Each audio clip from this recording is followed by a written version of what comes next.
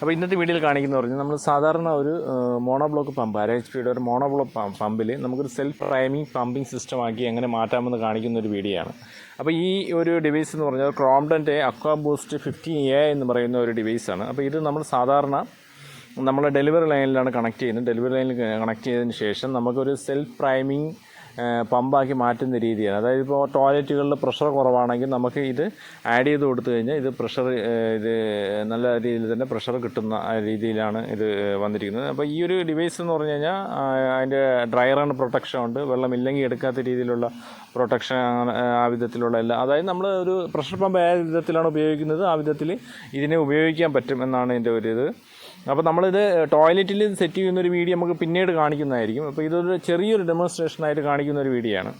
അപ്പോൾ ഏത് വിധേയനാണെന്ന് നമുക്ക് കാണാം. അപ്പോൾ ഇത് പമ്പിൻ്റെ കൂടെ കിട്ടുന്ന ഒരു യൂണിയനാണ്. അപ്പോൾ യൂണിയൻ നമുക്ക് ഡെലിവറി ലൈനിലിട്ട് കണക്ട് ചെയ്തതിന് ശേഷം അതിൻ്റെ മുകളിലാണ് ഈ ഡിവൈസ് വെച്ച് പിടിപ്പിക്കുന്നത്.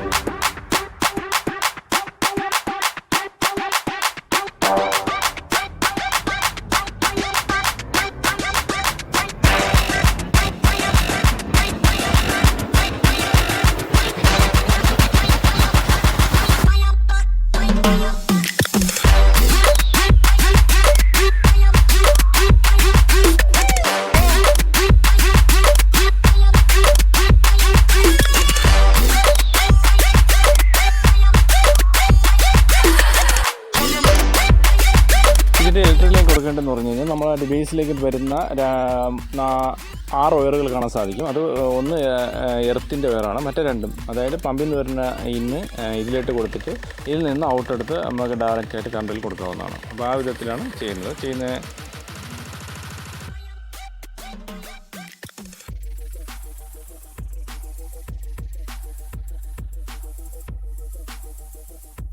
ജസ്റ്റ് നമ്മളിത് ടെമ്പററി ആയിട്ടാണ് ചെയ്തിരിക്കുന്നത്.